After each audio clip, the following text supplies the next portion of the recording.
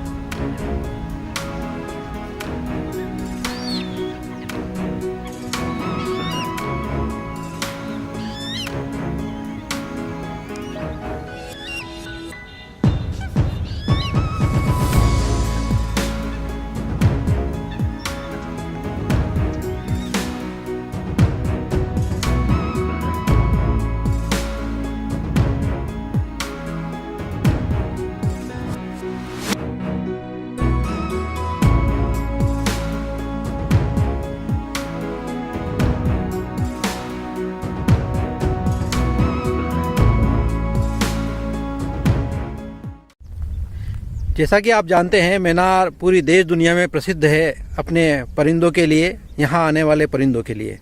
आज मैं आपके लिए लेकर आया हूँ यहाँ की एक विज़िट, और आज मेरे साथ इस स्थान पर मौजूद हैं पक्षी विशेषज्ञ और ख्यातनाम बर्ड वाचर उदयपुर के विनय दवे साहब। आइए हम उनसे एक बार रूबरू होंगे और उनसे बात करेंगे। जी हाँ विनय जी, आप हमें बताइएगा इस तालाब के बारे में, क्या खूबियाँ हैं इस मैनार के इस तालाब की, और किस तरह के से पक्षी यहाँ पर आते हैं। साथियों, ये तालाब काफी साल पुराना तालाब है और राजा महाराजों के जमाने का तालाब है, और यह तालाब इन गांव वासियों ने संरक्षित कर रखा है मेहमान परिंदों के लिए। आपको ये मिसाल और कहीं देखने को नहीं मिलेगी। इन्होंने यहाँ के गांव वालों ने इस तालाब का पानी खेती में भी काम में नहीं लेते हैं, मछलियां मारने के काम में भी लेते हैं, कमल का खेती भी नहीं करते हैं और सिंगाड़े खेती भी नहीं करते हैं। केवल और केवल इन्होंने इस पक्षियों के लिए संरक्षित कर रखा है, और ये पक्षियों से प्रेम करते हैं। और यहाँ पर उन्हीं की वजह से यहाँ पक्षी काफी तादाद में हैं। विदेशी मेहमान पक्षी कहें तो यहाँ पर लगभग 100 से अधिक प्रजाति के पक्षी मौजूद हैं।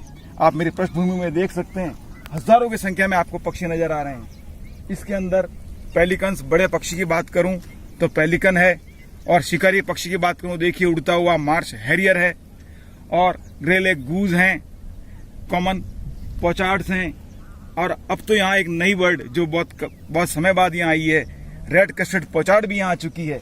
कहने का मतलब ये हर साल इस तालाब के अंदर नए नए प्रजाति के पक्षी आते जाते रहते हैं। आप देखिए, ये हम जो खड़े हैं पानी के किनारे खड़े हैं, कुछ दलदली है और आगे जाएंगे तो गहरा दलदल है, गहरा घास है, आगे कांटे की झाड़ियां हैं। अर्थात जो पक्षी को चाहिए संरक्षित होने के लिए वो सभी खूबियां यानी आवास, संरक्षण, भोजन और प्रेम सभी यहाँ कुछ मौजूद है। इसीलिए पक्षी इस तालाब पर बहुत अधिक संख्या में आते हैं और यहाँ के गांव वालों यानी पक्षी मित्र जिन्हें वन विभाग ने और हम लोगों ने ट्रेनिंग दी और उन्होंने समझाया कि पक्षियों का क्या महत्व है, ये आपको आपके पारिस्थितिक तंत्र और खेती के अंदर किस प्रकार से आपको मदद कर सकते हैं। पहले इनको यह भ्रांति थी कि पक्षी हमारे खेत में आते हैं और हमारी फसल को नुकसान पहुंचाते हैं। जब हमने उन्हें समझाया और उन्होंने वास्तव में देखा कि ये वास्तव में नुकसान तो कम पहुंचा रहे हैं, फायदा अधिक पहुंचा रहे हैं, और देखते ही देखते ये पक्षी विहार पूरे विश्व में प्रसिद्ध हो गया है। बहुत से पर्यटक और बर्ड वॉचर पक्षी प्रेमी इस तालाब को देखने को आते हैं। इससे इन लोगों में उत्साह बना कि यार हम तो हमारे विश्व की विख्यात हो रहे हैं और भी ये संरक्षित करने लग गए। आप देखिए संरक्षण की मिसाल। पिछले साल इस तालाब के अंदर पानी सूख गया था तो गांव वालों ने टैंकर लेकर के खर्चा कर करके और इस तालाब के अंदर मछलियों को सुरक्षित किया, पानी भरा ताकि मछलियां जिंदी रहे तो यहाँ के परिंदे जिंदे रहें। देखिए ये अनूठी मिसाल है, हमें इससे प्रेरणा लेनी चाहिए। हमें भी अपने आसपास के जो तालाब हैं उन्हें सुरक्षित करना चाहिए। जी हाँ विनय जी, आपने बहुत अच्छी जानकारी दी है। मैं अब एक प्रश्न और आपसे पूछना चाहूँगा, आखिर ये पक्षी कहाँ से आते हैं और क्यों यहाँ पर ही आते हैं? देखिए साथियों, ये पक्षी विदेश से आते हैं और मैं नाम लूं तो जिन प्रदेशों में बर्फ जम जाती है, अर्थात बर्फ जमने पर इन पक्षियों को भोजन नहीं मिलता, तो भोजन की तलाश में बर्फीले देशों से साइबेरिया, रूस, तजाकिस्तान, मंगोलिया, सेंट्रल यूरोप, इन देशों से यहाँ पक्षी उड़ के आते हैं। कुछ पक्षी तो हिमालय को पार करके आते हैं और कुछ पक्षी अफ्रीका के चक्कर काट के आते हैं। यानी अनेक रास्तों से पक्षी यहाँ आते हैं और अपने यहाँ जो पक्षी का प्रवेश द्वार कह दूं तो अफगानिस्तान का जो दर्रा है वहां से अपने यहाँ पक्षी काफी संख्या में आते हैं और यहाँ पर इसलिए आते हैं कि उन्हें यहाँ संरक्षण प्राप्त है। देखिए हिंदुस्तान की जो संस्कृति है वह जो है जियो और जीने दो में विश्वास करती है। इसी प्रेम से खातिर ये यहाँ आते हैं और जब देखिए पक्षी का आना इस बात का द्योतक है यानी इंडिकेटर है कि वहां जहां से ये आ रहे हैं वहां बर्फ जम चुकी है और उनके आने के कोई पक्षी 15 दिन में आता है, कोई महीना भी लगाता है और बहुत से पक्षी तो हफ्ते भर में भी आ जाते हैं। हर साल यहाँ पर जो है निश्चित प्रजाति के पक्षी आते हैं और धीरे धीरे पक्षियों की प्रजातियों में वृद्धि होने लगी है। इस साल जो है सभी तालाबों में, आसपास सभी तालाबों में पानी है। इस वजह से पक्षियों की संख्या कुछ कम है बनिस्पत, क्योंकि यह सभी तालाबों में पानी है। आप देखिए मेरे पृष्ठभूमि के अंदर आपको हजारों पक्षी नजर आ रहे होंगे और अभी जो ग्रे लेग गूज हैं यानी भाटिया जिन्हें कहते हैं वो सब किनारों पर छाया में बैठी हुई हैं और दूर देखेंगे तो आप राजहंस कहते हैं जिन्हें फ्लेमिंगो कहते हैं, उनका भी बहुत बड़ा झुंड यहाँ मौजूद है। कहने का मतलब ये है कि एक आदर्श आश्रय स्थली है परिंदों की। जी हाँ दोस्तों, यह मैनार गांव का वही दंड तालाब है जिसकी ख्याति देश दुनिया में भी है। कहा जाता है कि इस मैनार तालाब के से जुड़ी हुई एक और भी ऐतिहासिक घटना भी है जो यह साबित करती है कि मैनार तालाब में आने वाले पक्षियों को गांव के लोग संरक्षित करते थे। आइए जानते हैं पक्षी विशेषज्ञ विनय जी दवे से। साथियों, इस गांव का पक्षी प्रेम आज से नहीं, आज से 150 साल पहले से भी है। एक अंग्रेज टिल्सन ने अपनी पुस्तक में लिखा था कि मैं महाराणा की अनुमति से इस गांव के अंदर जो है गांव के आसपास के मौत ब्यूरो से मिलने के लिए आया था। जब उसने तालाब की खूबसूरती देखी और जंगली मुर्गाबियां देखी तो उसने इसका शिकार कर लिया।